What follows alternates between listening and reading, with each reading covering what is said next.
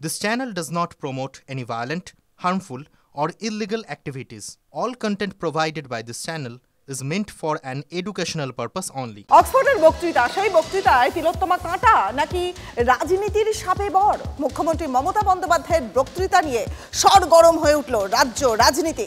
বক্তৃতার মাঝেই তিলোত্তমার পরিণতি নিয়ে ধেয়ে এলো প্রশ্নবাণ। কখনো হাসি মুখে কারোর কঠোর অবস্থানের উত্তর দিলেন মুখ্যমন্ত্রী।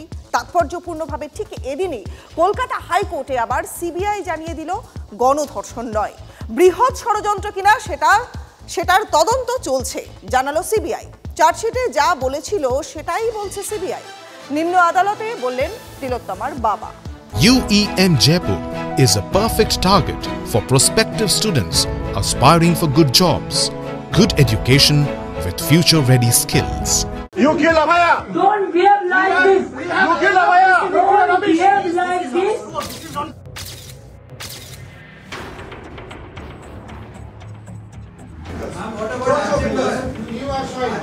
You know the case is sub judice and also it is central government has taken over. It is not with us. প্রশ্ন চেনা কিন্তু মাঠটা বাংলা ছাড়িয়ে বিলেত। অক্সফোর্ডের বক্তৃতায় আরজি কর নিয়ে প্রশ্ন যে উঠবে আভাস হয়তো ছিলই, তাই স্ট্রেট ব্যাটিং শুরু করেছিলেন মুখ্যমন্ত্রী। তিলোত্তমার প্রশ্নকে রাজনীতির মোড়কে রিটার্ন দিলেন Mamata Bandyopadhyay. Please don't do politics here. It is not a political state that you can do it with me in my state, not here. And you know better than me the crowdfunding and all.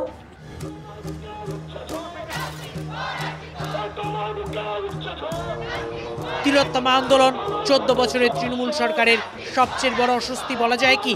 যে অস্বস্তির জেরে সরাতে হয়েছে police কমিশনারকে, একাধিকবার বসতে হয়েছে বৈঠকে। আন্দোলন থামলেও ধিকি ধিকি আগুনটা জ্বলছে, যে আগুনে হাত সেঁকতে পিছপা নয় রাজনীতিও।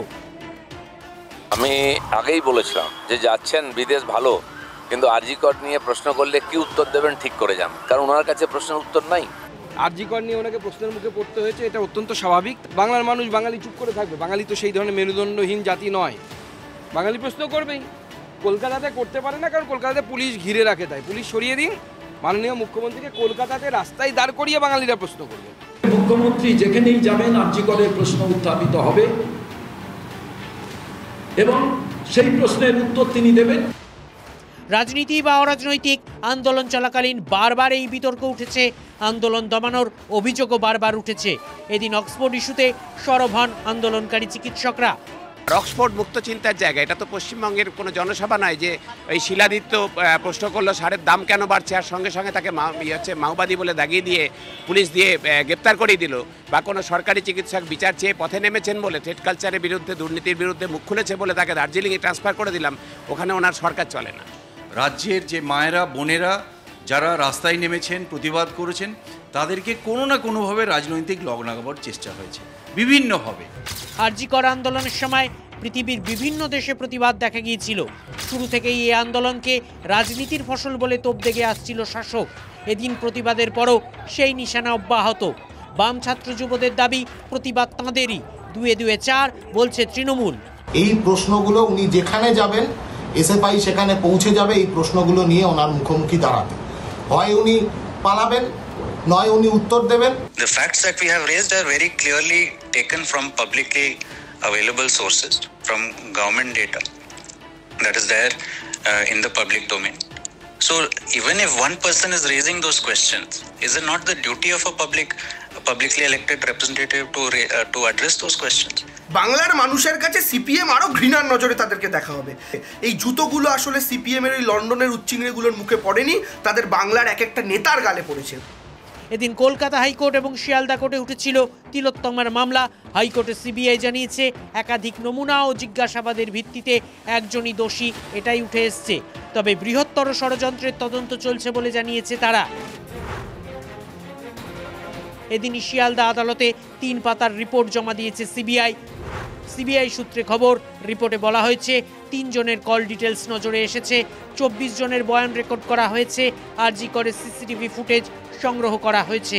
সিবিআই জানিয়েছে সন্দীপ ঘোষ ও অভিজিৎ মণ্ডলের বিরুদ্ধে মূল ঘটনা ধামাচাপা দেওয়ার নতুন কোনো তথ্য প্রমাণ পাওয়া গেলে জানানো হবে। বৃহত্তর ষড়যন্ত্র, ঘটনা ধামাচাপা দেওয়া ও মূল ঘটনায় আর কেউ যুক্ত কিনা তা নিয়ে তদন্ত চলছে। সূত্রের খবর, এদিন আদালতে তিলোত্তমার বাবা বলেছেন, 8 মাস ধরে যেটা হবে হবে করছে সেটা হচ্ছে না, এটাই বলার। আমরা অপেক্ষা করে আছি, আপনার ভরসায় আছি। বিচারক বলেন, স্ট্যাটাস রিপোর্টে অগ্রগতির কথা বলা হয়েছে, একটু ধৈর্য ধরতে হবে। অভিযোগ যা আছে তাতে রাতারাতি কিছু হবে না। তিলোত্তমার বাবা বলেন, প্রথম চার্জশিটে যা লিখেছিল এখনো তাই বলছে, বাকি যা বলার আইনজীবী বলবেন। বিচারক বলেন, নিজেকে ব্রাত্য ভাববেন না। সিবিআই যে আবার নতুন করে কাজকর্ম শুরু করেছে তার একটা প্রমাণ আজকে কোর্টে রেখেছে এবং ওরা বলেছে যে আমরা তদন্ত করছি এবং আমরা যে একটাই কথা বলেছি, তদন্ত করছেন ঠিক আছে, কিন্তু রেজাল্ট কি হচ্ছে আমাদের কিন্তু খুব তাড়াতাড়ি চাই। Bureau report, TV9 Bangla.